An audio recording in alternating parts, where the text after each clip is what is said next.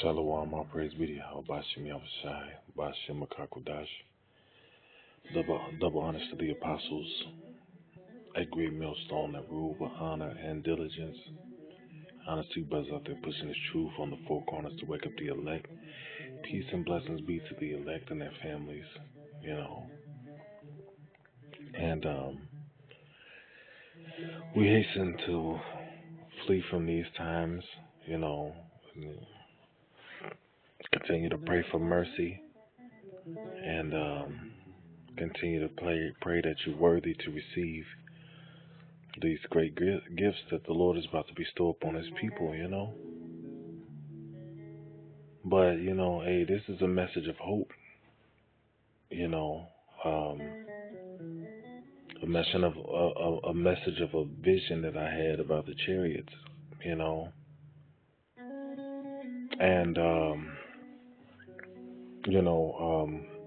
I'll try to be as detailed as possible, but, some of the things that I saw I won't be able to explain. I could not comprehend in words, so I may not even try to. But, I had this vision a while back, and, I was going to do a video, but the Spirit never led me to do it then, and I recently had the dream again and was reminded, of the glory, of the salvation of Yahweh Bashim Yahushai, and how we're going to be able to enjoy each other in the kingdom of Yasharala, man, the kingdom of heaven, man,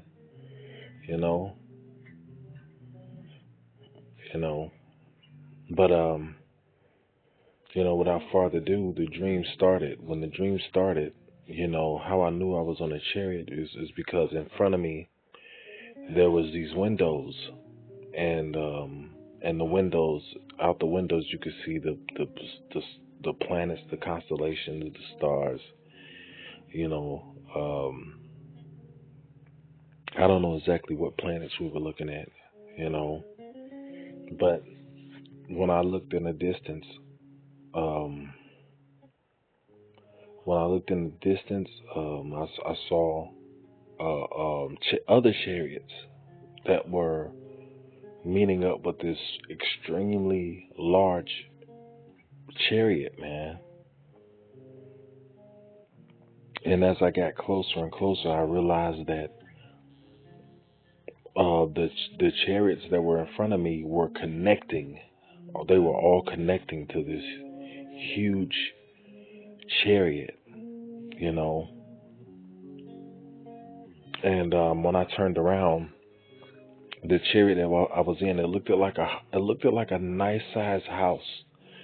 I mean, it was beautiful. You can see like the hallways where you walk out. I could imagine it was rooms, but what I was looking at looked at like a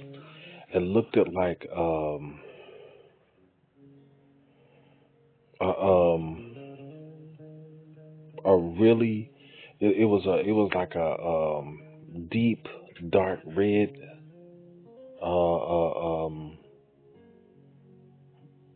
I don't know if it's hard to explain. It was like a dark red, like a velvet circle couch that was like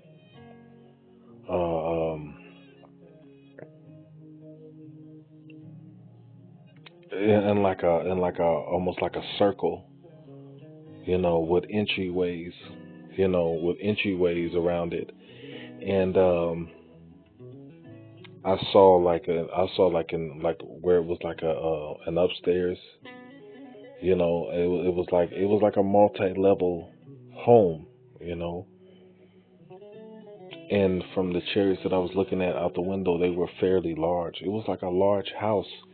And on these furniture, it was in the back. It was like an island, kitchen counter with lights, and on these chairs and on these other objects of furniture, you know, there was I saw wives. I saw my wives, you know,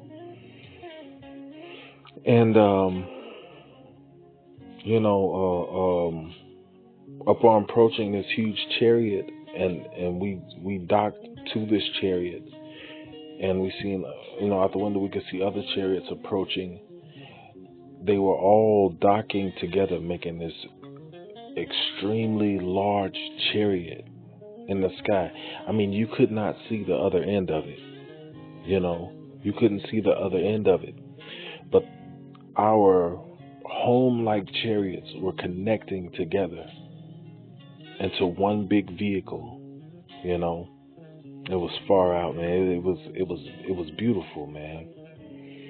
You know, and you know, in my mind, I thought, wow, like we're gonna always be together, man. I'll be able to walk out of my home, and that's connected to your home. I won't have to, you know, right now you go to visit brothers, you may have to drive all the way across town. You may have to, you know, you may have to, you know, a nice little drive, man, to get to your home. But the way this was set up, all of our homes were connected, you know.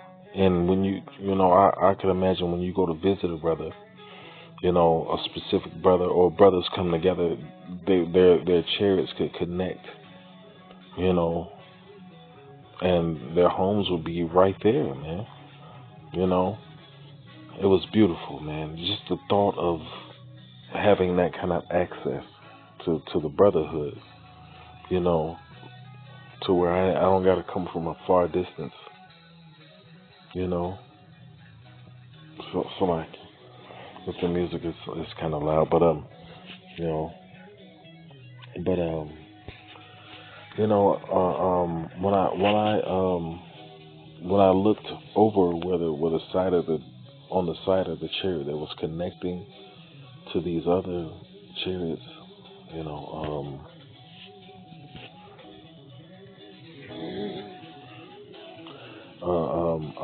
there was like this metallic like door, but it was almost like a bubble, you know, like a liquid metal. I don't know if it was like a liquid metal, but I know it looked like it was moving.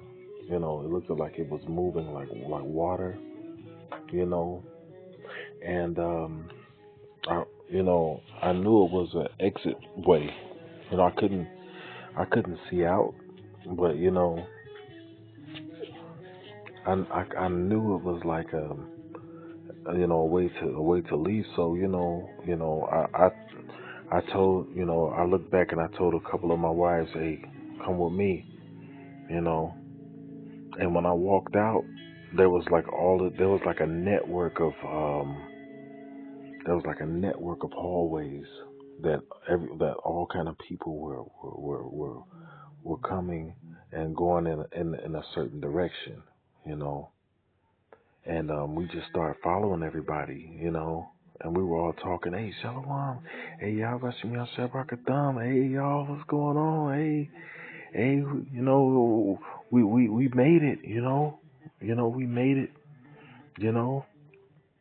And everybody was in, it was no mean looks, no toxicity, no negative looks, but everybody was smiling, everybody was excited, everybody spoke to each other as if they had a level of care for that person. You know how you could speak to people, you know, and you know, like, you know, like deep down inside, this person don't give a damn about you, but you can tell how people talk to you, that they had a level of love and care for you, you know. And I remember we were walking down this hall and everybody was decked out, beautiful clothing, colors I had never seen before, you know, colors I'd never seen, you know. I'll try to describe. One brother had all white garment on with it had fur around the collar and all the way down the front, and on the outside of the fur, it had like a a a, a thick liquid like gold uh, um space. It had to be about 2 inches, you know, and it looked like the gold was liquid, like it was flowing as he was moving, as he was walking. And the gold followed the fur all the way down to the floor, in which the garment, the garment was open in the front, and of course, the border blue and the fringes, and the fringes looked at like the fringes looked at like they were almost alive, man. It's it's kind of hard to describe. It looked like the fringes looked like they were. I don't know if they looked alive. I mean, but and they were like a metallic color, but they were different colors. They were like metallic gold, pink, blue, green, and they would change colors, as the light hit it from different directions, you know. And of course, the border of blue was like the border of blue on the garment was like it was also like a it was like a dark, deep, dark blue that was rich. I, I don't, it's hard to describe. It was like a deep, dark blue that was like when you looked into it.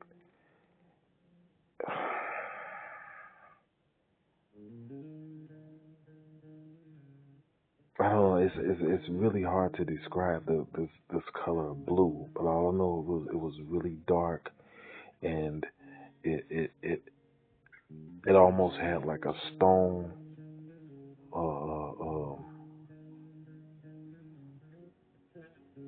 You know how a stone has like different shadows on it. I don't know.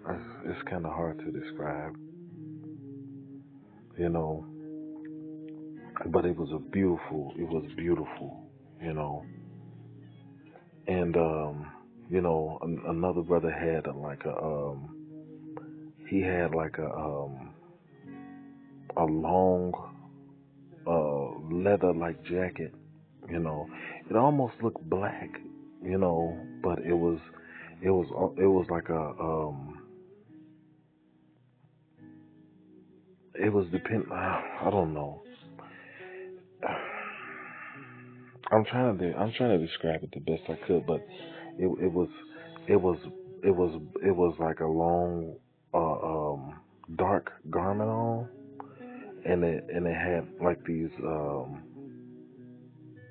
octagon shapes all throughout it, and it would it was like it would change like from silver to purple as the brother moved, as he like if he moved his arm, it would turn those different colors from like a silver to like a purple, but with like a dark background. You know, are beautiful. You know, and you know, one of the sisters had a dress on. It was gold. It was gold with a green hue. You know, you can distinctly see the two different colors. You know, I mean, it looked really gold, but it was a color green that was like a almost like an emerald color green layered on top of the gold. You know, but you could, I don't know. I mean, it was colors I had never seen. You know, And everybody, of course, had their on the bottom of their garments they had their fringes, you know. Um, oh, the guy with the jacket that looked like octagons in it. He had a row of different colored jewels around his neck, and it went down the side of his coat all the way down his arm and around his wrists. Different colored jewels. It was beautiful, man. You know, Jake, man. Jake liked to dress, man. But everybody looked beautiful. Everybody looked happy. Everybody looked like they loved, you know, like everybody looked like they loved one another, man. Like they, you know, like it was no, like you gotta watch that nigga. It wasn't, you know, and everybody spoke to each other with love, man. You know, and it was just a great feeling, man. And I remember when we walked where we were going, because I didn't know, I didn't know where I was going. I was just we weren't paying attention to where we were going. It was like we were being led by the Spirit, you know. And when we got to where we were going, it was like this large ballroom, and the ballroom had a huge window where you could just see the galaxies. You know, it was it was like you could see. It was like nighttime sky in the south. You know, or like if you ever been up in the mountains and you seen the stars. I mean, you could just see the galaxies, and you could see the other chariots approaching. You know, and wherever you were in the room, you could see this large window. You could see this large window, and you can just see outside and see nothing but planets and stars, and you could see, like, you know, how the galaxies were swirled. You could see uh, uh, um, orbs of light moving, you know, back and forth. It was activity, you know. It wasn't just the stars. It was activity. In the room we were in, it was kind of low light in there, but you could see. I don't know. You could see everything clearly, but it wasn't a bright light. It wasn't really bright light, and there was and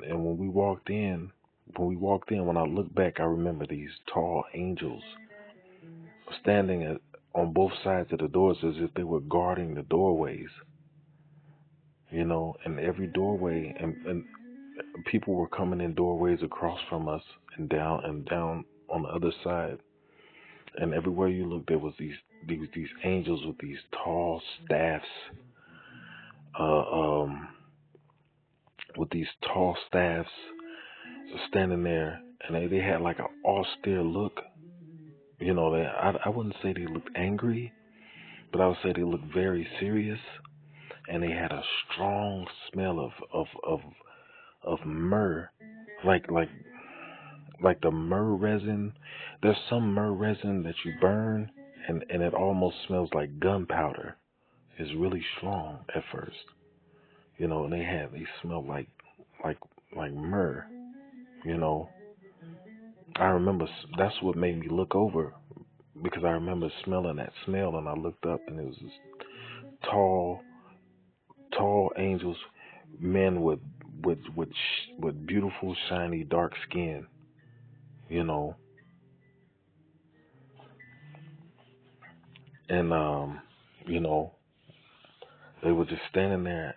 They were almost like statue-like, you know, and they just, you know, had a serious look on their faces, man.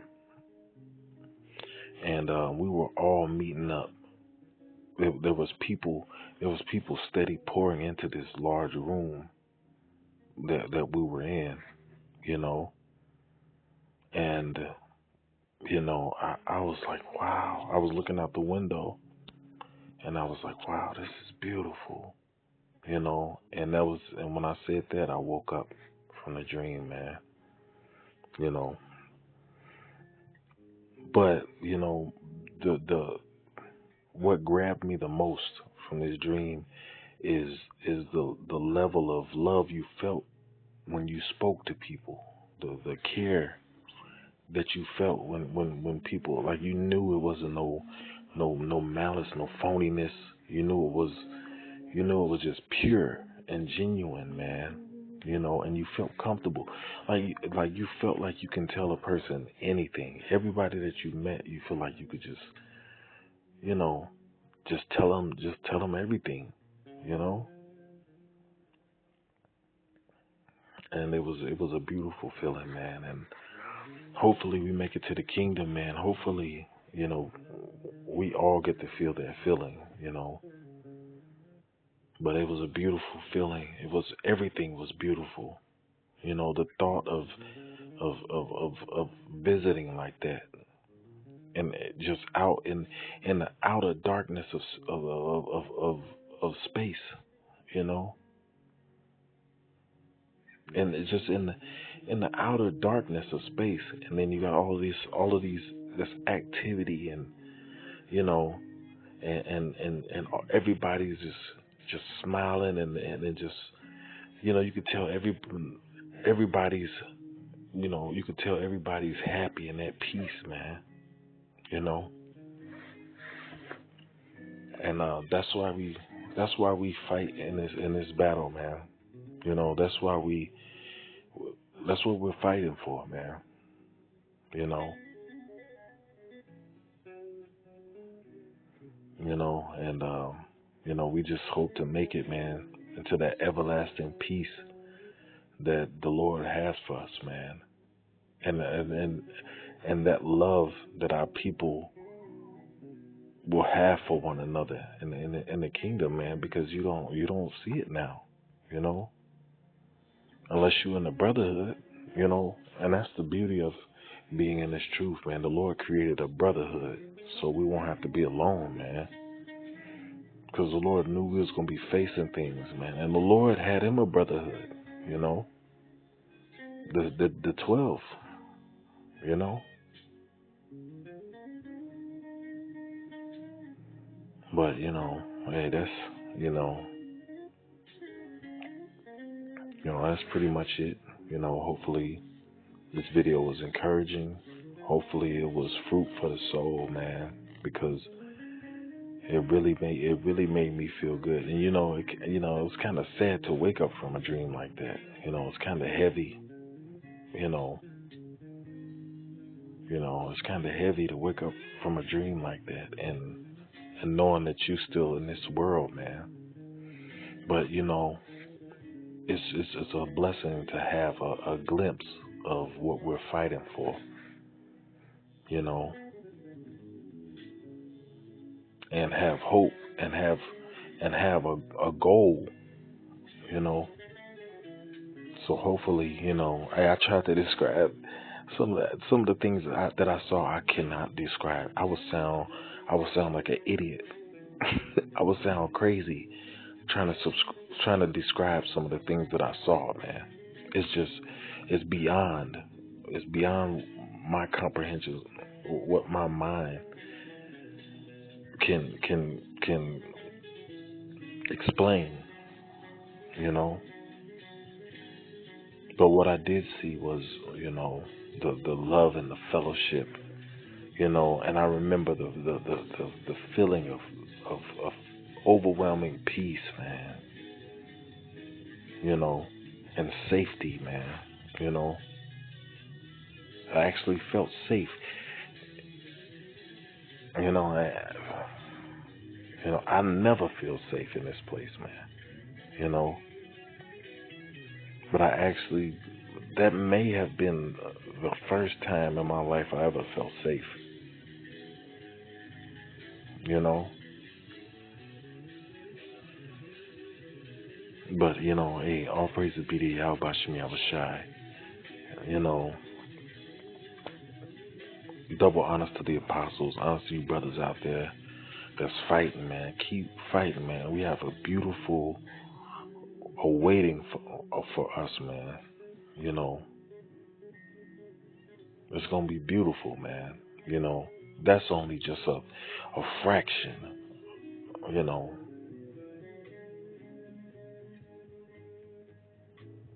call Yahweh Bashim Yahushai. Shalom.